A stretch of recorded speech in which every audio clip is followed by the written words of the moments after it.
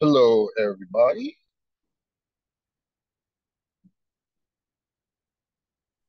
Hello. Good afternoon or good evening, according to where you're at. We're going to let for people to get in that are going to get in. So we'll start in about 4 minutes.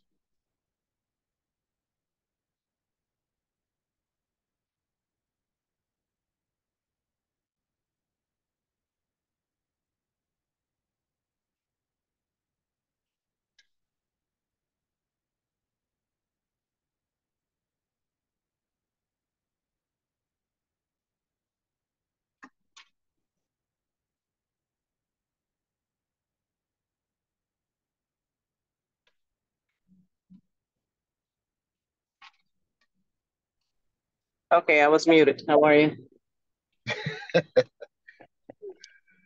How you doing, Sally? I'm good. Thank you. How's everyone? I am blessed. We got a couple of bots, and we have Trudith. How are you doing today, Trudith?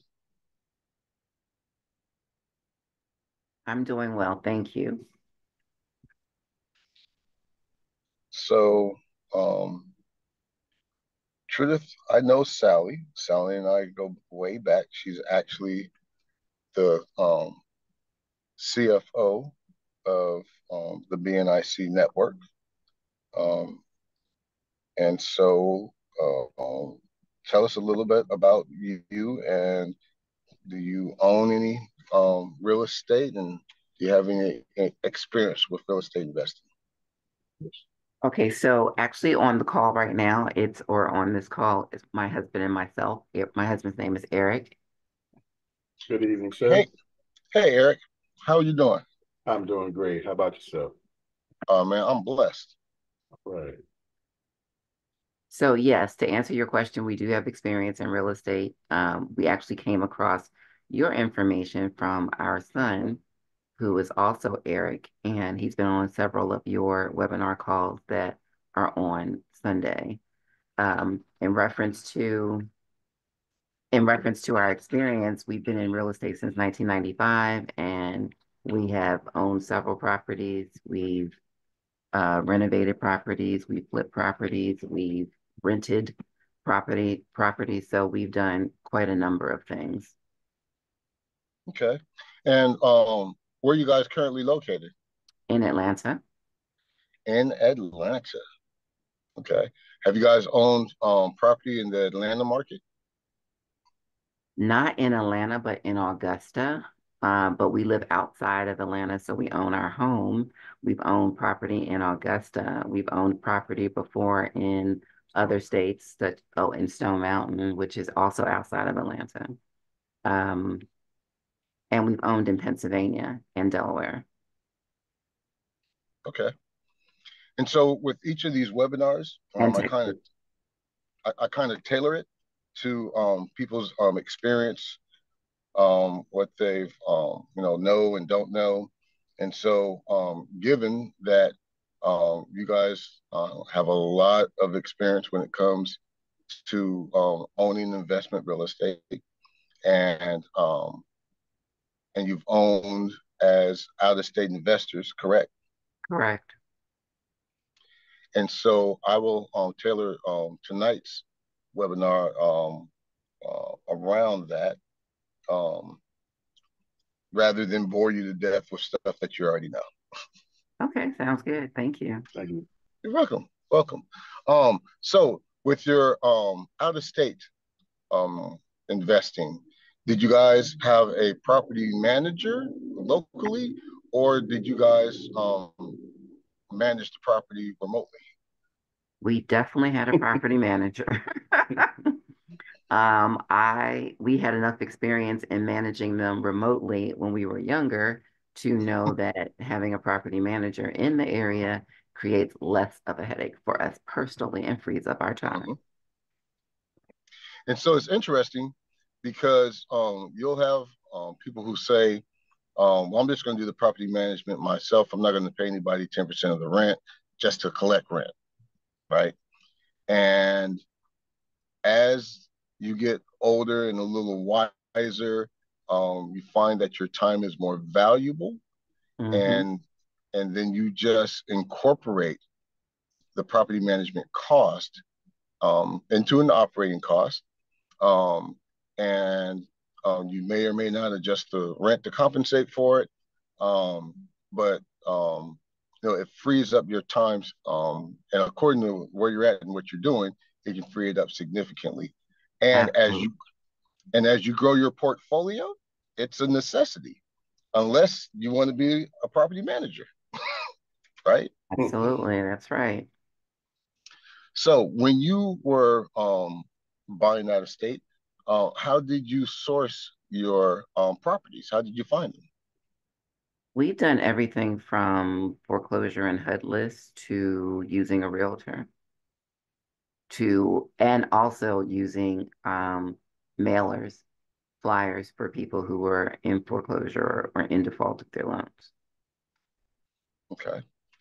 And so these properties that you guys bought, did they require any extensive rehabs, or were they basically turnkey? No. Some of them were turnkey, but for the most part, I would say, honestly, how many would you say? One or two were turnkey? Yeah. Yeah, probably one or two were Rehab. turnkey. Everything else was a rehab or a complete gut and Mhm. complete rehab. Renovation. Yeah, renovation. So when it came to doing the rehab, and you guys are out of state investors, how did you first? How did you select the general contractor or the handyman who did the work, and then how did you manage that process? In some cases, we knew the people who did the rehab, so we already had relationships in those states or in those areas. And in other cases, we relied on the realtors network to be able to, and we still vetted them. Even though we relied on the realtor, we still vetted the particular contractor. And if we liked them, then we proceeded ahead and used them. Okay, and so um, in doing your rehab jobs, getting your rehab jobs done, um, typically, what was the payment arrangement that you made with your contractors? Oh, they definitely got paid in quarters. So until they got done as the work got done. So we had a contract and arrangement so that it was done in fourths. So Draw draws. payments. Yeah, draw payments. Okay, and then since you're remote, how would you verify the work that had been done? We would have to let the realtor go through and look at it. If normally we didn't look at it ourselves, but we had pictures sent to us or we were on camera and we could view the Each work, stage. yeah, each stage of what was done. But Good, good. we're hands-on, so we like taking those trips to visit ourselves Okay. to make sure they did what they were supposed to do. We're very meticulous like that. Yeah, and so one of the things that I stress in doing out of state investing is you have to have good boots on the ground, Absolutely. right? That's critical. And it took me 2 years to find the right people in Detroit, because I'm based in California. And when people heard I was from California, their eyes got big and I could see the dollar signs in them, right? Hmm. Um, and and everybody was honestly trying to hustle me. But I've been in real estate since '97, Hmm. um, and I've been in public works departments for governments for over 10 years. I've managed $1 million worth of public works contracts. I've been a street maintenance superintendent. So I've been around that for the early first 10 years of my professional career. And so, I have a saying, I don't knock nobody's hustle, just don't hustle me. Hmm. Absolutely. Right. And so having the feet on the ground that you can trust is important. And using technology now Hmm. is definitely important. Um, and even then, if you if you're not, um, you know, it's hustlers will find ways to still try to hustle you, right? Absolutely. So in our first project in Detroit, after we bought it and we had to evict the tenant that was in there. It was supposed to be a turnkey rental. Um, but then once we bought the property, then the woman living there didn't want to pay the rent that she had agreed to. And so we had to, evict her. Luckily, she went out quietly and didn't tear up the place, right? Mm. But now it was time to secure the property. And so, I belong to a bunch of Facebook groups of real estate in Detroit.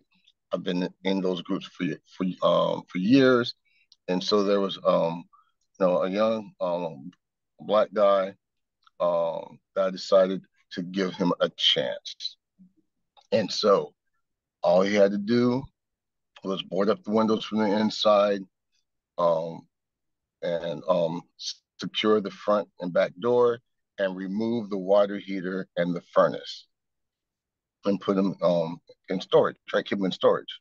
Mm-hmm. And so um, I had a separate construction project manager, and so I sent him by the house to verify that it was locked up. Um, the um, the front door was open when he came, and then um, he went and checked, and the water heater and furnace were still there, Mm-hmm. right? And so I called the young dude and I said, because this was verification about him getting paid, right? I said, I saw, I sent my guy over and he said that he boarded up the windows, but the front door was was open, and so you didn't secure the front door, and the water heater and the furnace are still there. He tried to make a story. In fact, before I called him, I asked, "Did you do everything? Send me pictures." And then he sent me pictures of a water heater and a furnace that he had in storage at his house. And now, when before we bought the house, we had it professionally inspected, and the inspector took all types of pictures, including the water heater and the furnace, right? And so when he sent me those pictures, and I looked at the pictures in the inspection report, I was like, that's not the same water heater or furnace. And so I called him out on it, right? Mm-hmm. Then he tried to say that for some reason he had them reinstalled. I was like, come on now. I was like, really? So you done, let's see. So you took out the water heater and the furnace, took them to your house, but for some reason you went and reinstalled them. Mm-mm-mm. I was like, man, you ain't never touched those water heater and furnace. Come on, man. And so then I had to pay somebody else, a general contractor, to do it correct, Yeah. Yep. right? Um, and so it's and it was disappointing, right? Because I was trying to build a reliable team of specifically members in this Facebook group, Mm-hmm. and and now now I got to put you on blast, Mm-hmm. right? I'm gonna put you on blast in the Facebook group Yep. because that's the important thing is when we get done wrong by somebody, we need to get online and let people know. Absolutely. It's just like we're Section 8 landlords, and we have a professional property management company. Shout out to Great Lakes Property Management in Detroit. They've been in business since '06. It's a family-run business. The head of the business is Clarence Archibald II, and they have over 300 properties under management, mainly for out-of-state investors. And of those 300, more than 40 are their own. And they cater to affordable housing. That's their sweet spot. Um, and And so they've got Section 8, but they are adamant if a Section 8 tenant messes up one of their houses, they're telling the housing commission, and they're going to go through whatever court process, and to keep the deposit and everything like that, and to hold Section 8 tenants accountable. Because if they're held accountable, then they're going to start losing that Section 8 voucher. That's right. Right? Because it's a federal program. That's right. If your voucher's going in Detroit, you're going to be able to use it in LA or Atlanta or anywhere else. Right. Right. But it takes us as landlords as doing the work to hold them accountable. And part of the problem is you have a lot of landlords that are like, it's not worth it. And they don't ever tell on people.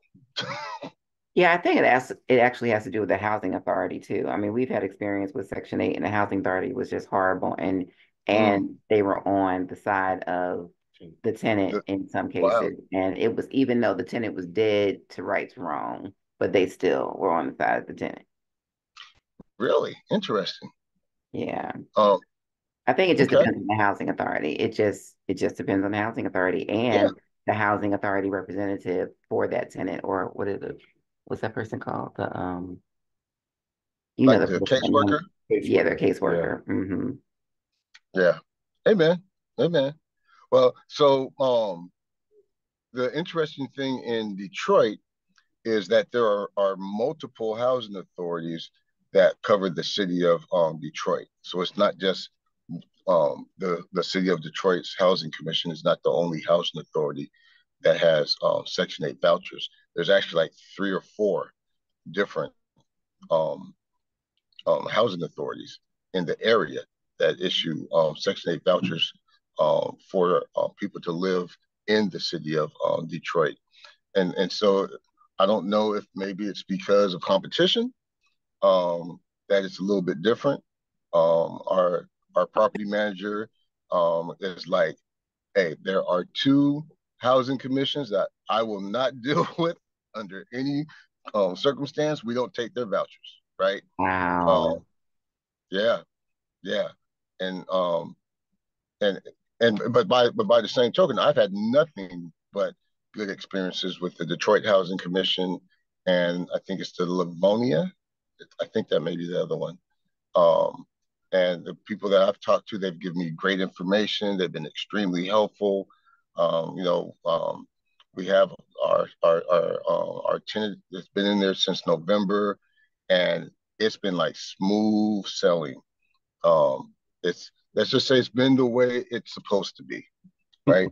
That is good. Um, What's the portion that your tenant pays? 0. Okay. Right. And That's that's nice. even better, right? It Because I'm is. not right. So I Right. don't have to worry. I don't have to worry about property manager saying, "Hey, he didn't pay his $100 this month." Blah blah Right. blah. And it's funny because I've talked to some other landlords who are adamant that, well, the person should pay something, and I'm like, from a landlord's perspective, why you want to have to chase a person down for $50, I know. That is right? true. Yep. And and um and legally, if they don't pay that, you are supposed to enforce that. Um and so rather than go through that hassle and everything, I mean, I love 100% payment by the housing commission. Um, it means on the first of the month that money's going to the property manager. Property manager has 10 days to reconcile their books, and Yep. on the 11th, that direct deposit is coming into the LLC's business account, because we hold Yeah, every man. property, I love it. in LLC. Yep. I love it. I mean, I did always look forward to those checks coming in the first of the month. Michael, is that a single family home you're referring to? Yes. So this Okay. is a single family home, and so what we do is we focus on building turnkey, affordable rental housing for our investors. So we manage real estate deals on behalf of investors, but we only do it in the city of Detroit. And the reason why we only do it there is because Detroit by far is the best single family residential rental market as far as cash flow and as far as potential appreciation. And so we've looked at every zip code throughout the US using Zillow historical data. And this goes all the way back to 2001 when we were initially looking at what market we were going to be in. And we originally were looking at going all the way back to 2016. We were going to start flipping houses, my partner and I, flipping houses nationally on scale, right? Mm-hmm. And we were like, well, we need to manage the risk of flipping houses, right? Because we went through 2008. In fact, my partner, he worked for Lehman Brothers in their commercial uh, real estate division, and he got laid off right when Lehman Brothers went under. And so I actually developed a risk management system. It's called the Real Estate Deal Management System, and it's based on the worst case scenario of what happens if we have another 2008 where values drop, right? So if you're flipping and you buy a house and now you're in the middle of the rehab, and the next thing you know, by the time you finish the rehab, prices have dropped and now they're Right. below what your target is, and Mm-hmm. for every dollar below the target, that goes directly to the bottom line that you're Absolutely. right. Yep. So that's because so that's market risk, and you don't control market risk at Mm-hmm. all, right? I said, so what happens if we have another 2008 where these markets decline so quickly, it's like trying to catch a falling knife.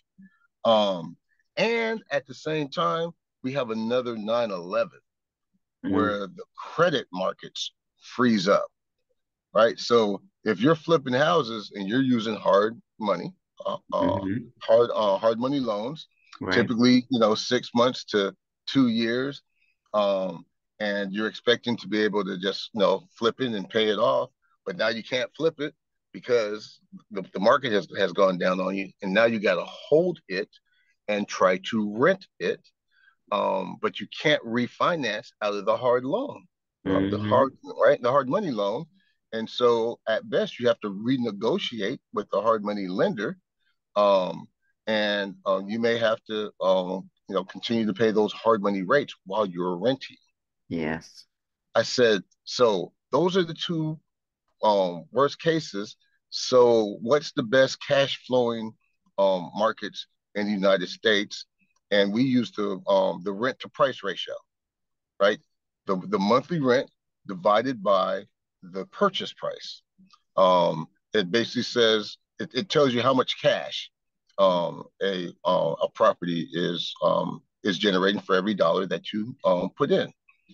And so when we did that for every zip code in the U.S. based on Zillow data, Detroit constantly was in the top 10, all those zip codes.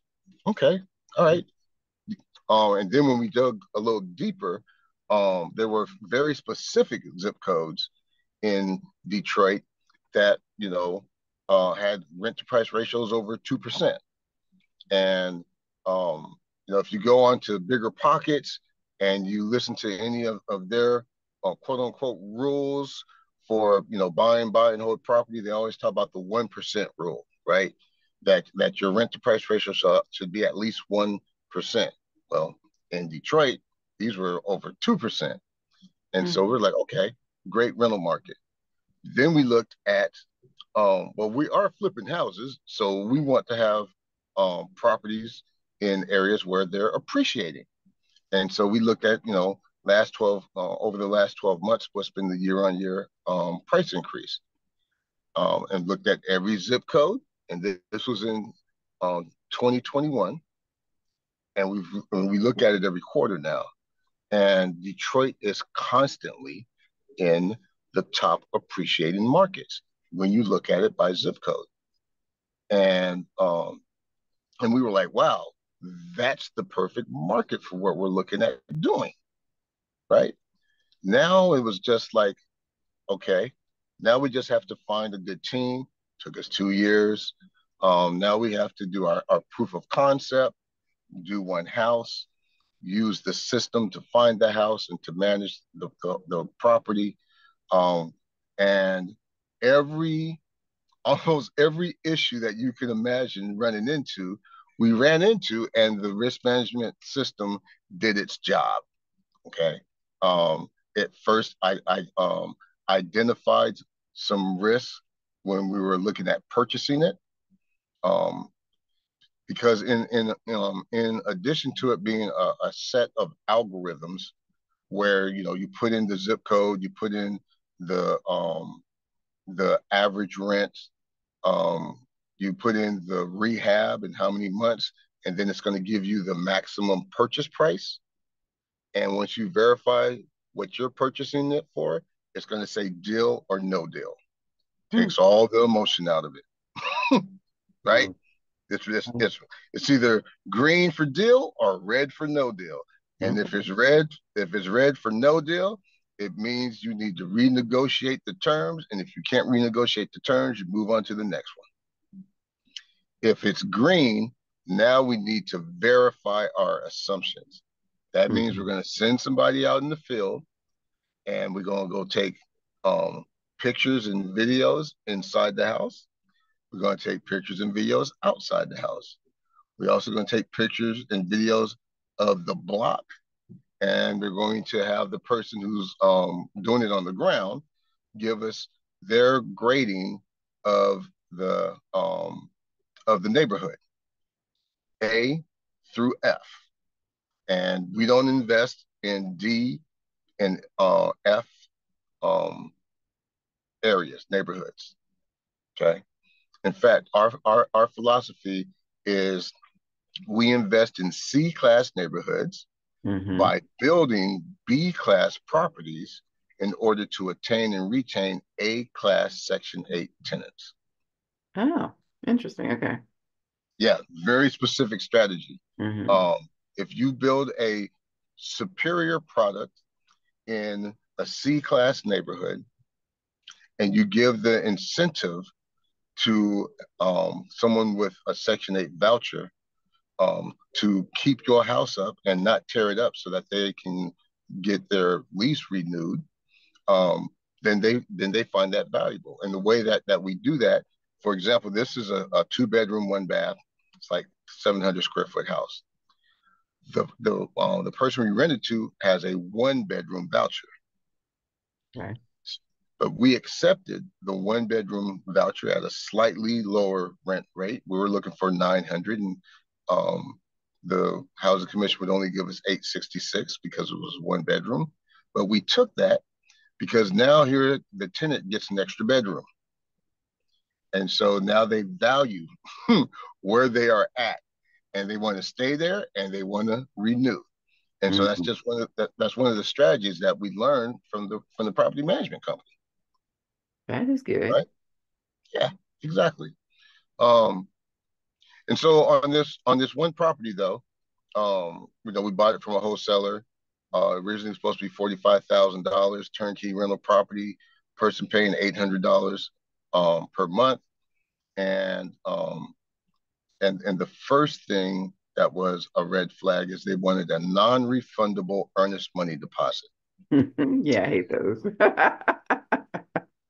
And we don't do non-refundable earnest money Exactly. That's deposits. right. Right. And so, but the wholesaler was persistent. So I said, you know what? We'll do $100 non-refundable earnest money deposit. $100. That's it. And so, I told my clients, like, look, worst case is we get in this and we see that it's going sideways, you lose $100.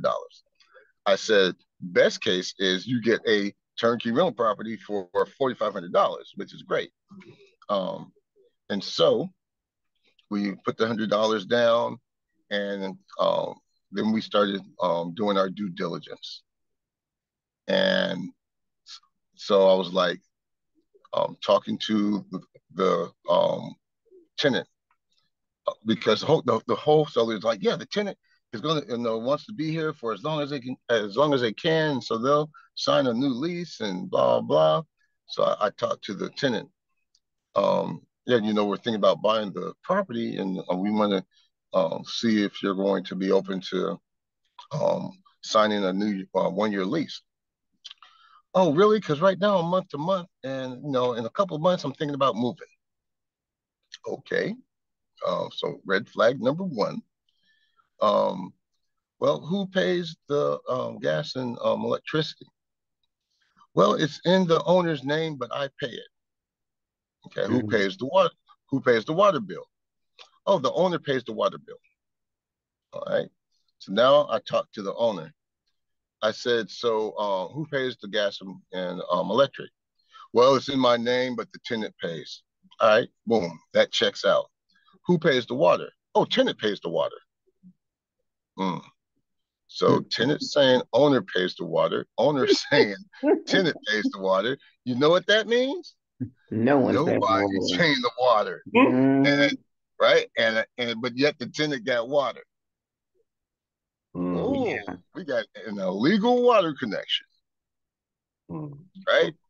And and as soon as we notify the water company that there's a change in ownership, they're gonna come out, they're gonna see that illegal connection. Yeah. And that, and I'm in California. I've worked with water departments, and for illegal water use, they'll go back as far as they can try to determine when it started, and then back charge with penalties. Wow. Right. And so originally they wanted a $500 water escrow. I was like, nah, we got to bump that up to 5,000. Right? Because look, here's the crazy thing. So I told him, I said, look, your tenant says that you pay the water. And so he said, well, let's call the water company. So we got on the three-way. He called the water company. And so I'm talking to the water company. I said, yeah, I'm getting ready to purchase this property. Can you look it up for me? I just want to know, whose name is the water bill in, and what the balance is. And so she looked it up. She said, yeah, I'm not showing any service at this address. And so I said, oh, really? So I have a question. What's your policy if you find out that, let's say somebody has been getting service but doesn't have a service account, and the phone went dead? Oh. Because the owner hung up and So I told him, I was like, yeah, dude, I need a $5,000 water escrow, and I'm hoping that would cover whatever the issue is. Yeah. Right. And so now we got all these red flags, and so I tell my client, now we need to walk away from this one. We need to walk away from this one. And so I tell the wholesaler, yeah, we're walking away, keep the $100, but no thank you. And so maybe a week later he calls me back and he starts dropping the price. Right. And so I say, well, in addition to dropping prices, I need the owner and the tenant to sign a side agreement, right? Because the owner has the tenant's security deposit. Yep. Right. He's got the security deposit and he's got the last month's rent. The way that he did everything. And he said he's going to keep the security deposit. I said, that's between them. But that last month's rent, if we're taking over, we want the last month's rent credited to us upon closing. Yeah. Okay? And then we'll credit that to the tenant when we take over and she starts a new lease. But we're going to need to have them both sign off on that. And because then he came back and said, oh, the tenant said that she's going to stay for another year and she's willing to pay $900 a month instead of the $800 a month. I was like, yeah, okay, I need all that in writing. Right. So we did this side agreement. They lowered the price down to 37,000. And upon getting ready to close, this is what I told my tenant. I mean, my client. I said, I want you to know there is a 10% chance that upon closing, everything is going to work out the way they say it's going to work out. There's a 90% chance it's not. We're going to have to evict her, and she's going to tear your house up. And then you're going to have to rehab. So you're getting it for 37. You better have a total of $50,000 or so. In order, and just expect to pay that. Yeah. Okay. And so as soon as we closed, and I had a different property management company that I was working with at that time. And I told them, hey, you know, per Michigan law, when a new buyer buys a house, they have to establish a new lease with the tenant. The current tenant, I mean, the current lease ends upon sale. I said, so I need y'all to get her into a new lease. It's at $900. We're going to credit the last month's deposit that we got. We'll put that toward the first month's rent, but she's gonna have to come up with a security deposit. And so the woman didn't want to do that, and so we started the eviction process. But thankfully, she just left on her own. And so that was the first challenge, right? Then we got into the rehab, and I had a construction project manager, a person that I knew in Detroit, was supposed to be on my team. I've known him for a couple of years. I was like, look, here is the per the inspection report, it had a list of everything that needed to get done, and if it got done by a general contractor, what the cost would be. And it was like $10,000, right?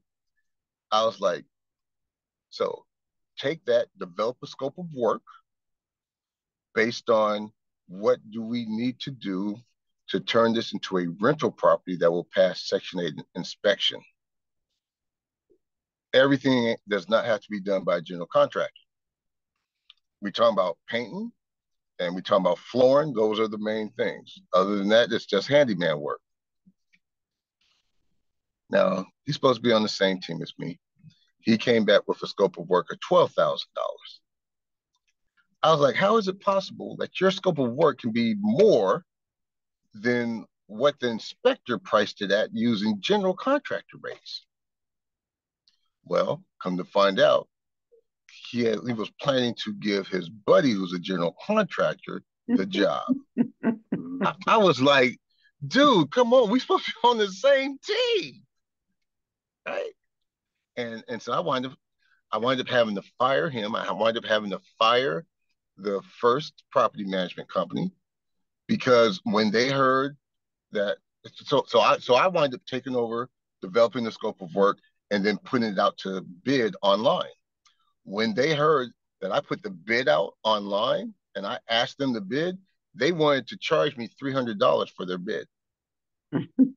I said, what? And so, yeah, I had, it was time to let them go, right? Absolutely. And here's the thing. I had just had my house like fully rehabbed from a water pipe that burst underneath this cement. And so I live in California, and I knew how much things cost in California and labor and everything like that, materials. And we had our whole house painted. We had all the flooring done and all this other stuff. And I was like, now, for this size house, 700 square feet, and what needs to be done, if we were in California, that's a $5,000 job. No, I'm sorry. I said, if we're in California, that's like a $10,000 job. In Detroit, it should be around 5,000. That's what I thought. And this is where sometimes you get a reality check if you're not in the local community is all the bids that I got were 10,000, 11,000. The lowest I think was 9,500.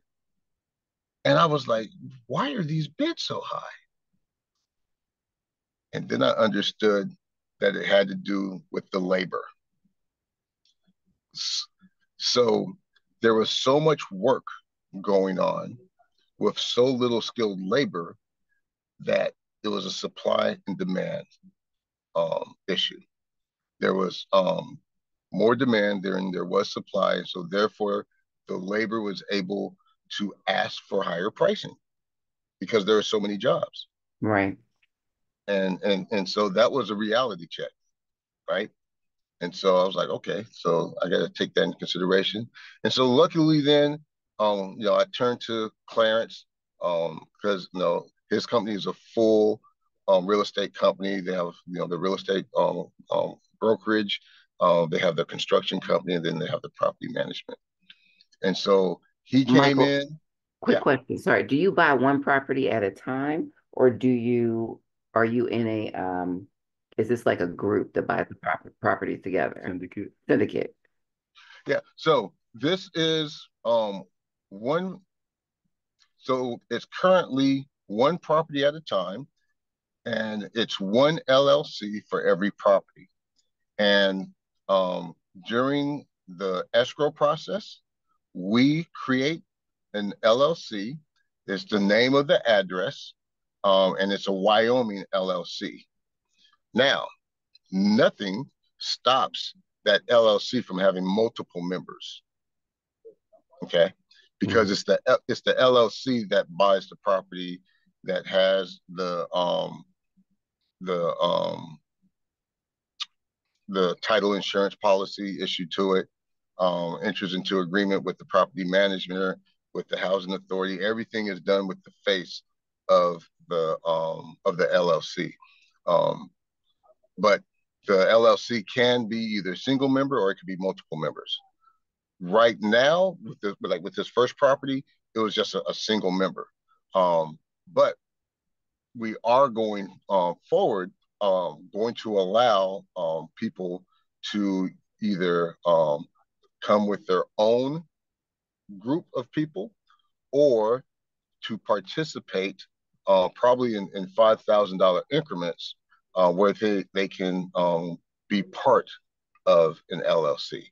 Because with our projects, we need about $55,000 for each project, and so there's 11 $5,000 slots that would be open for each LLC. Does that Okay. make sense? Are you buying it? Sort of makes sense. Are you buying because my son said something about mobile homes or not mobile, manufactured homes. Yeah. So the ultimate goal is to put manufactured houses on vacant lots. That's Okay. the ultimate goal because Detroit has so many vacant lots. They have 70,000 vacant lots or boarded up homes that are owned by a single entity, which is the Detroit Land Bank Authority. Interesting. Yeah, so I mean, you can go into their website right now, and with the credit card, you can buy a property for $1,000. Now you By have to knock it property down. or by land? No, you can buy the property on the land. You can buy the property. You can buy a property for $1,000. Right now, you can go on their website and see the ones that are listed. But you are going to need to, knock it down to its studs and basically rebuild the whole house. And it's going to be in the worst areas in Detroit.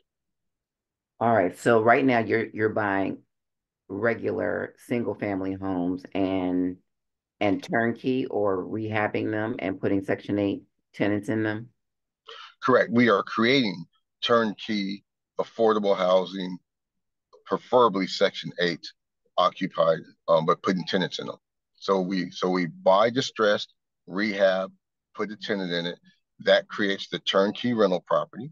Then at that time, the investor can keep the house and rent it, And again, those houses are going to typically rent for $1,000.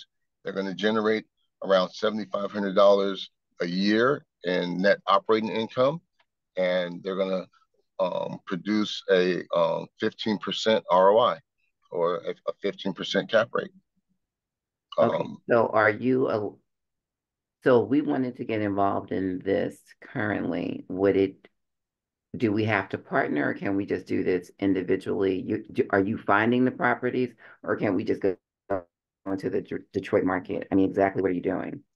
Yeah, so we manage all aspects of the real estate deal. So we go out, we find properties, we put them through our real estate deal management system.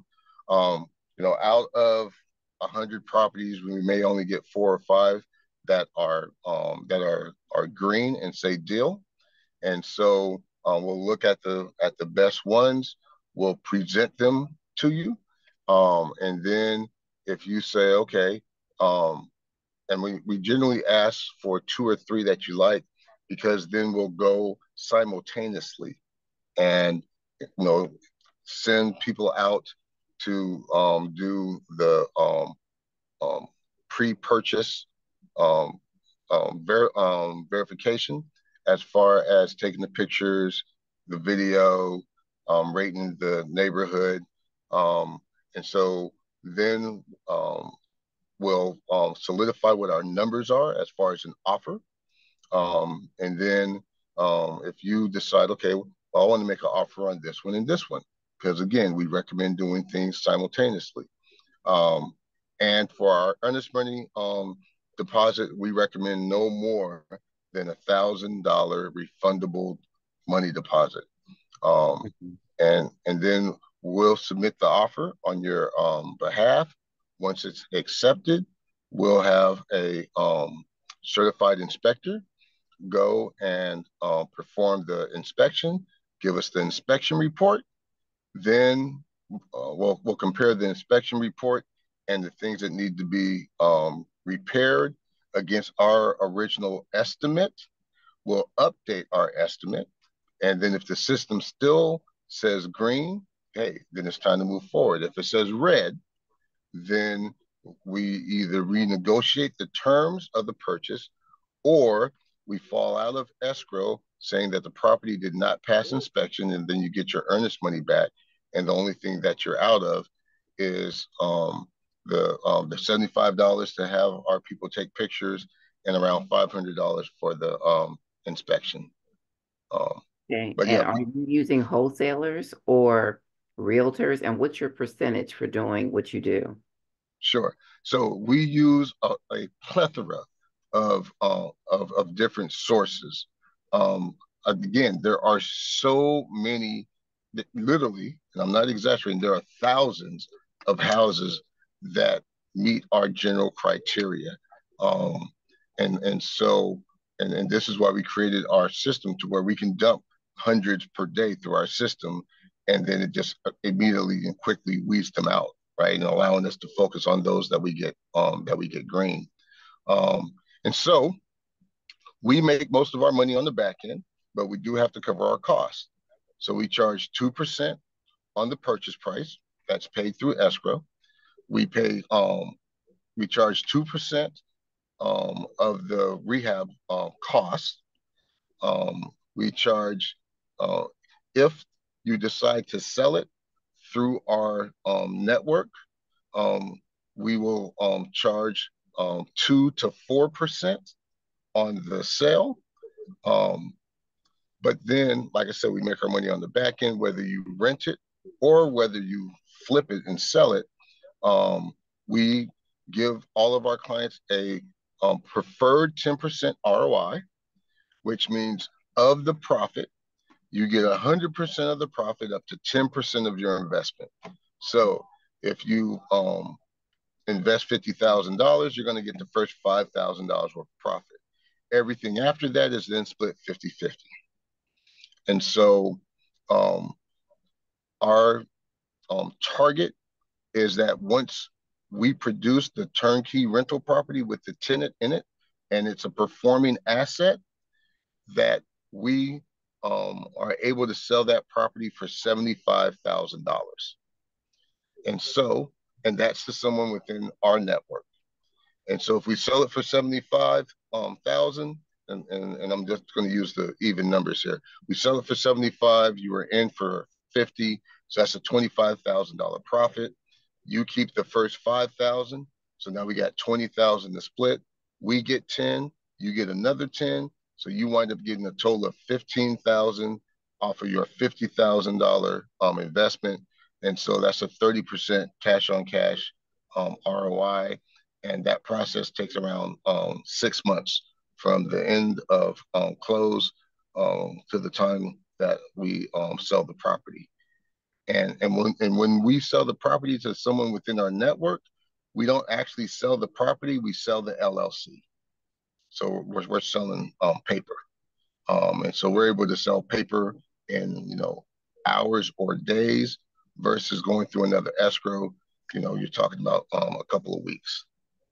All right, and how's the property financed? So, and this right now is the biggest challenge because it's financing cash, right? The purchase and the $50,000 is in cash. We have not been able to find a reliable, source of loans because the value is so low. No one wants to write a loan for $50,000. Most of them have a minimum of 75, 100,000. But we have a unique strategy for getting equity out, and we're actually going through this with the first property. So rather than our client selling the property outright, what we did is we revalued the property based on the net operating income, and this one is still $7,500 per year, divided by a cap rate.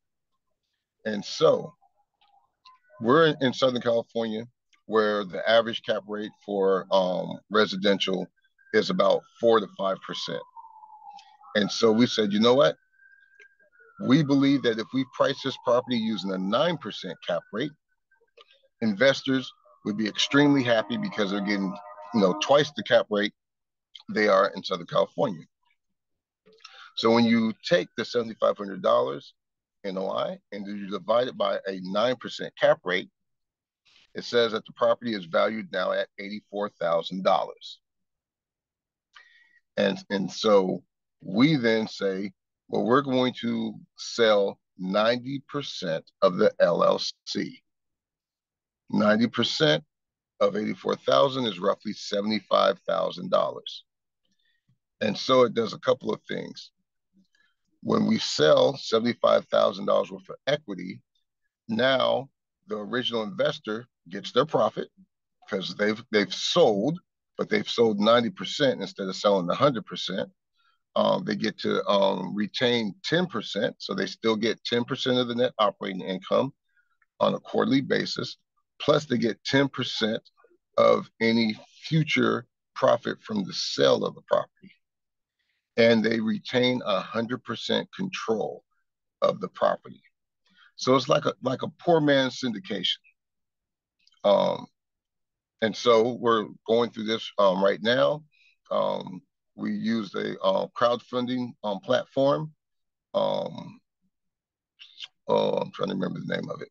I'll find it and I'll put it in the chat. But yeah, we used a Black-owned crowdfunding platform in order to put this on to allow anybody to buy a piece of equity in this property for as little as $500. And then at the same time, we also did a private placement, which actually gave us a lot more flexibility than putting it on the crowdfunding site. And so going forward, we're going to do nothing but private placements because they're a lot cheaper, a lot more flexible, and it just works better. But that's the way that we recommend to take the equity out, because now when you're going to get your $50,000 back, you're going to get your $15,000 in profit, and then we're going to recommend you take your $50,000, roll it over and let's do the next one. Save that $15,000, stack your chips up until you do enough of these. After 4, you'll have $60,000 in profit. Oh, now you got enough to do 2 houses at the same time. And then if you continue to do this method of rolling over the profit, that's compounding the interest, and it grows exponentially, where literally with a single investment of $50,000 over an 8-year period of continuing to do this, you'll have I think it was 70 houses and more than $1 million in cash.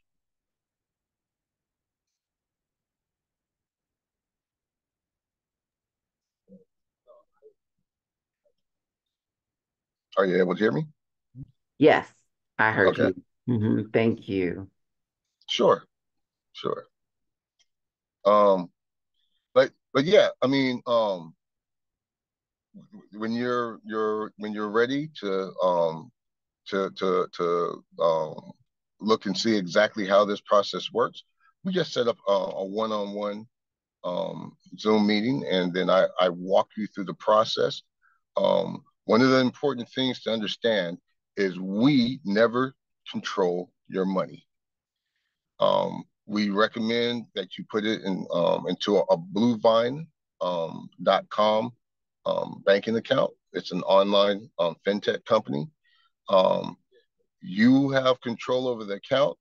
We have accountants access to the account, so we can see into the account, but we can't withdraw any money out of the account. We can't approve any bills out of the account. We can submit bills, and so what happens is we review everything, and then we submit it to you for payment. But every payment, whether it's with the person who's taking pictures, whether it's the earnest money deposit that goes into escrow with the title company, closing title, payments to the rehabber, and anybody, any payments are approved 100% by you. So you're always in control of your money, and you're the ones that are making the final decisions. Okay, so to get started, you're saying that the initial investment is how much? We recommend $55,000. Oh, And so $50,000 is what we budget, and then we have a contingency for $5,000. okay, then, and how many properties with the 50,000 again? So that's per property. Oh, Per that's property. what's the average cost of the properties that we're buying in Detroit? So our total project costs are 50,000, and so that's a combination of the purchase and the rehab, as well as all the other costs. So around 45,000 is purchase and rehab. And according to the strategy, what your long-term strategy is, if you want to ultimately own a portfolio of rental properties and you want to hold them for more than 10 years, then we're looking at getting properties in opportunity zones so that you can take advantage of those great tax benefits. But it requires you to use capital gains in order to roll over into a qualified opportunity fund in order to buy qualified property within an opportunity zone. When it comes to real estate, qualified property is a property in which you have added at least 50% value into the property, which means that the amount of rehab has to be equal to or greater than the purchase price. So if you're doing so off of a $50,000 budget, and this is what your strategy is, that means that we're not going to pay more than $25,000 but we got to put at least $25,000 into the rehab, right?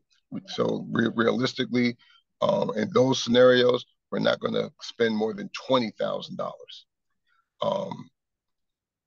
Now, if that's not your concern, then we're looking for a property where we can stay within that combined purchase and rehab of 45,000. It might be buy the property for 35 and put no more than 10,000 into the rehab. I can tell you though, when you buy cheaper, our property management company, when they buy for themselves, they're usually spending $10,000 to $15,000 on the purchase price, and then they're putting in around $30,000 into the rehab. When you do it that way, you know you got a new roof. You know you got new heat, right? So you know that you're the ones putting in the new systems, right? Versus when you don't do that, you're relying upon the inspection report from the inspector to tell you. And so, as long as it doesn't exceed the total project cost doesn't exceed $50,000, we'd rather buy at a much lower price and put in the work. Our teams can rehab a total house in about 8 weeks. Yeah, that's good. That's really good. All right, and is there a way to reach you after this? I'm sorry, I only allotted an hour. Yeah. Is there a way to reach you after this call? Yeah, in fact, I'm going to put that into the chat right now. Thank you. Quick minute. Oh, you're welcome. And so I just put my contact information into the chat. And you can always go to our website also and get some more information. My phone number is there in the chat, and feel free to text me or give me a call at any time. That sounds good. Thanks. And last question, what zip code is it that you guys focus on in Detroit? So there's 5 zip codes. Let's see if I can remember them. 48203, 48205, 48213, 48228, and the best one is 48238. Okay, so 03, 05, 213, 238. 228 and 238. 238. Okay. All right. We definitely will be in touch. This has been very interesting. So thank you again. Oh, you're very welcome. And thank you for spending the last hour with me. All right. Thank you. Have a good evening. Have a good night, sir. All right. You too. Bye-bye. Bye now. Good night. Hey, Sally, I got to jump off. I got another one that starts at 6. Thanks for being here, and I will talk to you soon. All right. Take care. Hey, and look, and hopefully we'll get them on board, and you'll be their project manager. Okay. All right. We'll talk about it later. All right. Talk to you later. Bye-bye. Bye-bye.